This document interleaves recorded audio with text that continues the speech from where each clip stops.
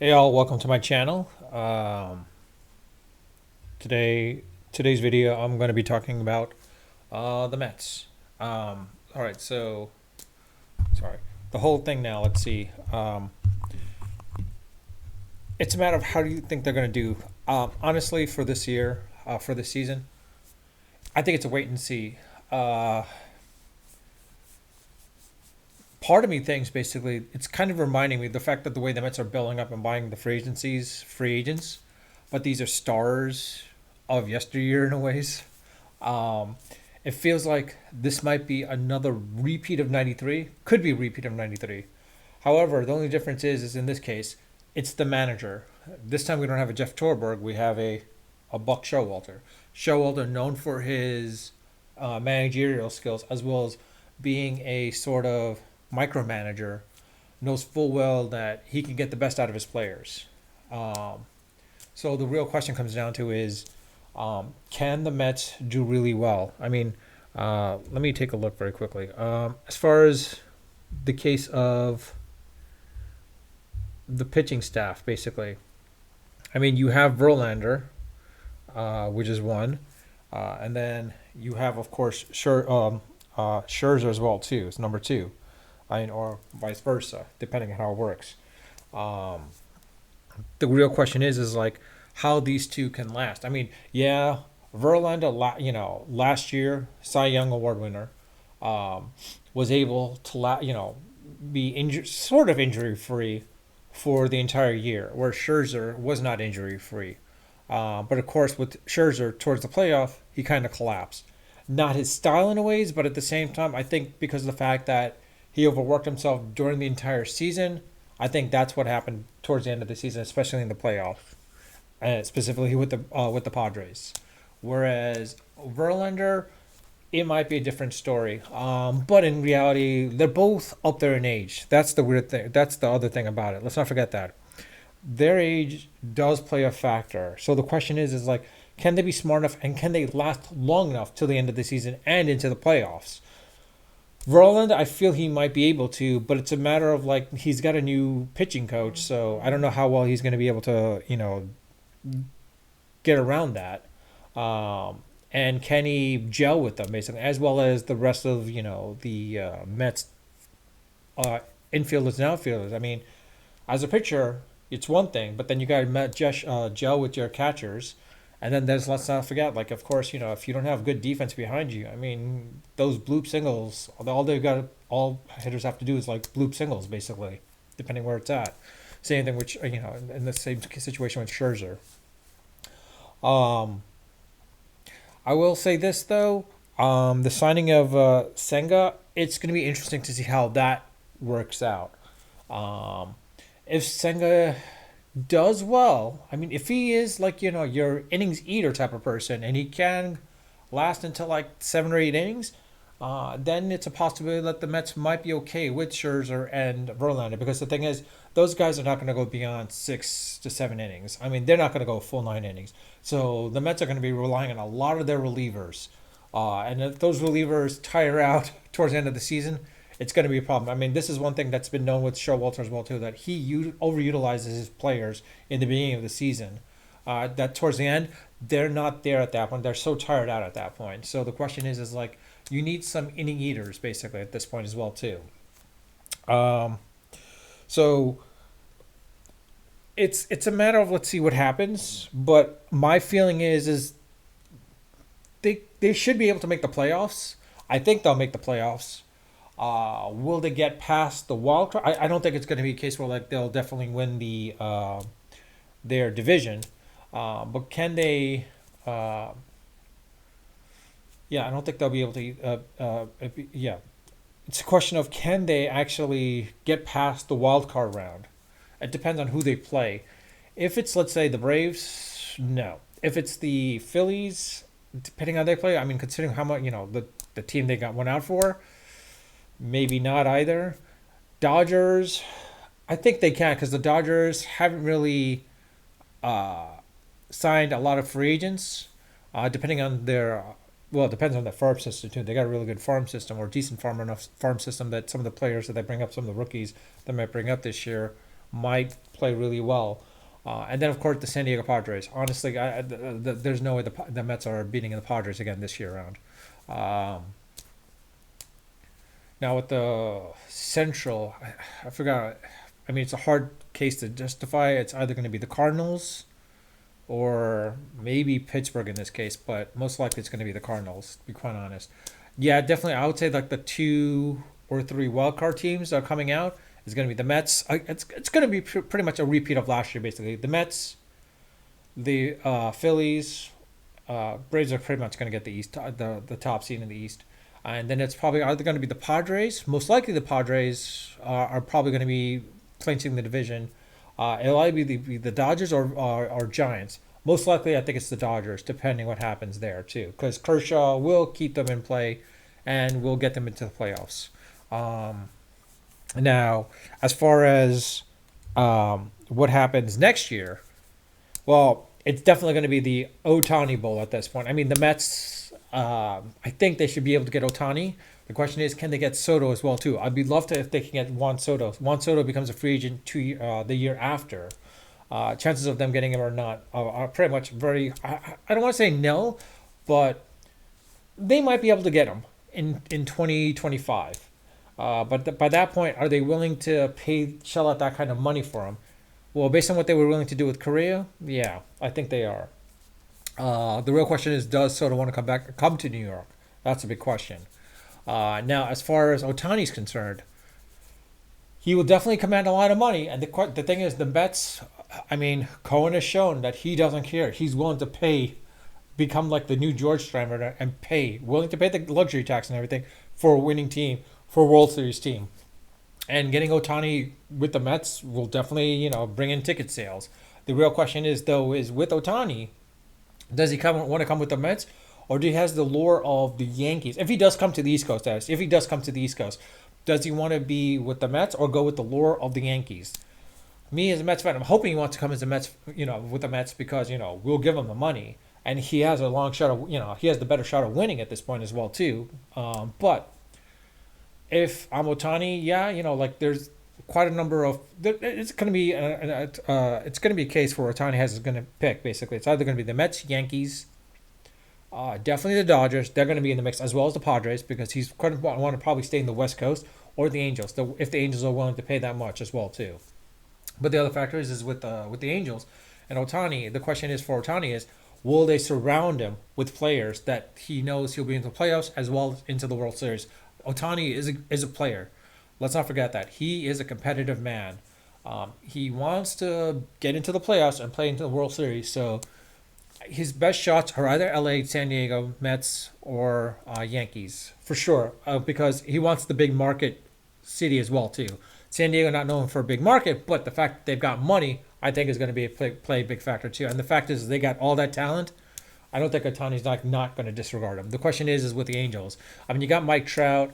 Question is, will they get some other pitchers in play at that point as well too, to the point where like they'll surround him and help him out. Let's see what happens there. But I mean, that's something that I'm looking forward to as a Mets fan for the Otani raffle, basically.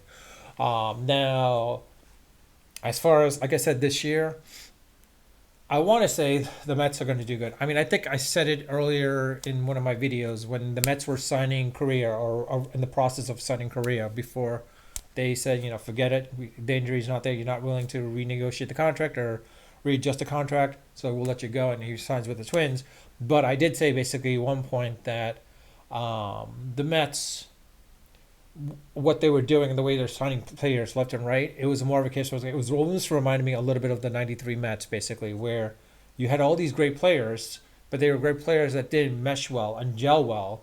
And basically, you had the worst record at that point for the next 2 years.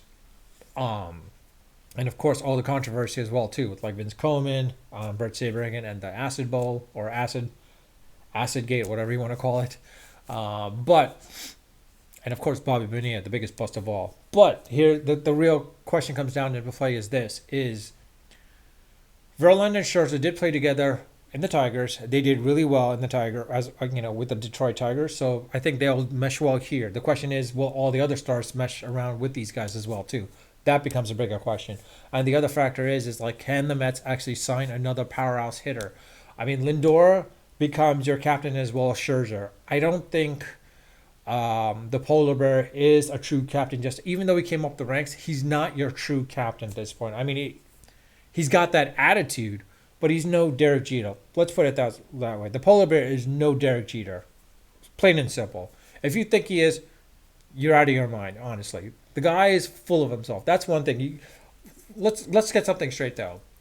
As talented as he is, the guy is truly full of himself. When he was in the minors, he was looking to be in the majors rather than waiting it out like everyone else was. He was publicly going on with the reporters. It's like, I should be up there. I should be at them. Look at the numbers I'm producing. Look at the numbers I'm producing.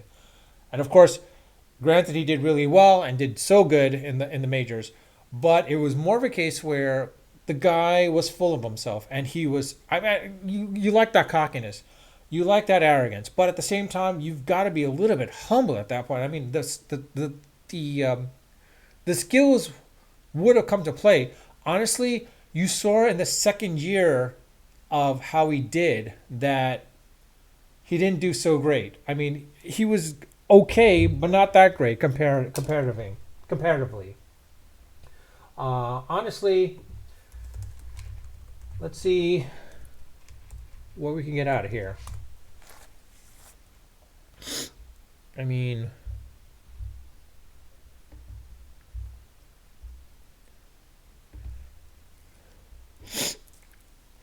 you got Vogelbach, of course, too. So that's one aspect. Diaz is resigned, of course, as I meant, as we all saw. Ottavino. David Peterson, I don't know if he stays in the majors or if they bring him back down. It showed that he had some stuff, he had some potential, but it's not there. Maybe we're finding a little bit more in the minors and bring him back up. I don't know. That's a tough one to say, to be quite honest. Now, Alvarez definitely was a good pickup, of course, as well as not Alvarez, but Narvaez, Omar Narvaez, being a good pickup, as well as retaining Nito is great. The question is, will Alvarez live up to his hype? Put it that way. Can he live up to his hype? Same thing with Brett Batty. Can he live up to his hype as well, too? You've got also Darren Ruff, which I wish they could trade him off because it turned out to be a bust for him when we traded for him. Kana is there. I think this is his last year, so he might do really well. Nimmo, we re-signed him. I mean, he better live up to his signing. And then, of course, you got Tommy Pham and Starling Marte. Marte, of course, will be him. I think he'll stay and play and do really well. Vogelbach, here DH. I mean, I don't think he's a positional player at that point, so I don't know what you do with him at that, to be honest. But if honestly, I think the captain of the team should be, instead of Pete Alonso, either Jeff McNeil or, in this case, Lindor. Lindor is definitely that type of person where he's quiet, but he should be the captain. He's got the experience, and he's definitely got the salary, but he's also one of those guys that's proven himself really well, time and time and again. Last year, or the year before that, sorry, it was one of those things where it wasn't working out so well for him, but I think he was just adjusting himself to it. Or his first year, basically, he was adjusting to himself with the Mets. And because of that, once he started adjusting, look what he did. He did really well. The only problem was, in the playoffs, he kind of flopped a little bit, but I think it's more of a case because he's just getting used to it again. Come back in the playoffs again with him again one more year, I think he does really well. Alonso, he produced in the playoffs. I'm not going to deny that. He definitely produced in the playoffs. I mean, even though all the negative I'm talking about him, the thing is, I'm not denying his talent. Let's get that straight. I'm not denying his talent. The guy is truly talented. The only question is like, how long can that talent last for? If pitchers start learning how to pitch around him, he's got problems there. Because like Alonso is definitely the polar bear. Alonso is not a defensive Gold Glover. Put it that way. He's sort of a defensive liability. Let's put it bluntly. He's definitely a defensive liability. It's more of a case where like he's more of like what you would consider to be like Big Papi David Ortiz was. more of a DH person than an actual fielder. Honestly, if the Mets can get an actual really good first baseman, that's a great hitter, but also not a home run hitter, just a hitter, that man that gets on base a lot, but also is good as a Gold Glover. Then you switch Alonso down to like the DH. Just put Alonso as the DH. I mean, he'll be an overpriced DH person, but you're paying for the bat anyways. And with the Mets and Cohen, who cares at this point, right? Now Batty would be another interesting story as well too. Let's see how he does.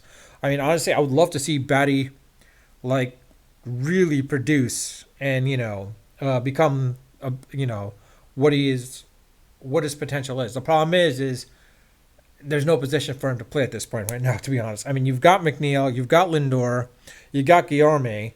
Which honestly, if I'm Guillorme, I want to be traded because like when they were ready to get Correa, Guillermo was going to be out anyway. So if I'm him, I'm like, you know what? You were to sign someone like trade me. I want to get out. And there are teams that want Guillermo. To be honest with you, you trade him. I think you could get Batty in place, and then that might work out at that point as well too. Um, let's see on the pitching's end. I mean, if the Mets can get some decent pitchers uh, in the aspects of when I say decent pitchers, I mean as far as from their farm system, that is from their farm system. If they can get some pitches from the farm system, um, that would be by far icing on the cake at that point. I think with the Mets. I mean, they had it with Selman and what's his name, uh, Lugo. They're really good in the reliever roles, but they've gone and moved on now. So now you kind of lost them. So like you're hoping to like reclaim something of that nature with like these long-standing relievers that can eat up innings for you as well too. Especially when your stars are not going to be able to go that far, specifically Verlander and Scherzer. That would be great to see actually. Give me 1 second. I got to pause. Didn't pause. Yeah, as far as like with Senga, that would be great too. I have a feeling he's not going to be a Hideo Nomo type of person. He's definitely not going to be an Otani. There's definitely no way he's an Otani. And from the pitching aspect, from a pitcher's aspect, uh, he could be a kind of like a Hideo Nomo. If we could get some kind of sort of output like the way Nomo did with the Dodgers in the first 2 seasons, I think that's great, and that will do really well for us at that point as well too. If we can get that out of there, basically. But outside of that, here's to hoping the Mets actually get far into the playoffs. Here's to hoping that they make the playoffs, and then two, get far into the playoffs. I mean, if the Mets can actually clinch the East, even more better for us, because that means then they could actually close. I mean, considering that the way they pretty much had the East the entire time, and then they just basically lost it, it was very demoralizing for me. But at the same time, it's one of those things where now that if they had the field players in place, they probably could have lasted longer and probably clinched it. But in any case, let me know what your thoughts are. Please leave your comments in the comment section. I do read my comments as I mentioned. I read as many as I can. Well, not read as many. I do read them all. And I do respond to as many as I can, actually. I do respond to as many of the comments as I possibly can. The one thing I do ask is if you could please like subscribe. That'd be great if you subscribe. It'd be great because the more subscribers, the more I can get into that 1,000 subscriber range, so I could actually, or whatever, 5,000 range. I can't remember the exact number that I need to actually do a live stream. Because there will be a case where I will want to live stream a game to you guys, basically, while I'm at the stadium. Not at Citi Field, but maybe at Dodger Stadium or at Anaheim, where the Anaheim Angels are playing at too, or the Padres for that matter. I mean, they're all not that far from where we live right now. Um, until I get back to New York, and go back to go into Citi Field. I will say this though, um, with the Mets coming into California, it'll be. I never realized how many New York fans there were, or Mets fans there were out here in LA or in the Southern California area. To be honest, I mean, I thought there'd be like a relatively small amount, but there was a large amount at that point, which was great at one point. It'd be great if we could all sit together, basically, and then you could actually the Mets can actually see those fans versus having them spread across. That would be good too at one point. I mean, honestly, that'd be interesting to see if like for any team, opposing team coming into the home team, and those that opposing team has some players, a fan base that they could be seated in one area at least, so that they could just like clap, cheer each other on and so forth. That'd be great too at one point. But in any case, like I said, please subscribe. I do ask for that if that's possible. Like or dislike, it's up to you. I'm not going to tell you what to do, but I also comment if you want to. Let me know your thoughts. Do you think the Mets will make the playoffs? Do you think what I said is all full of crap? Um, is it all BS? I hope not. I mean, I'm hoping I'm wrong too. That this is not when I said like this reminds me of the '93 Mets. I'm hoping that's not the case. We do have Showalter, so that might change things altogether at that point too. With that, I'll just leave it at that. And again, unfiltered, unedited, and unrehearsed. Until next time.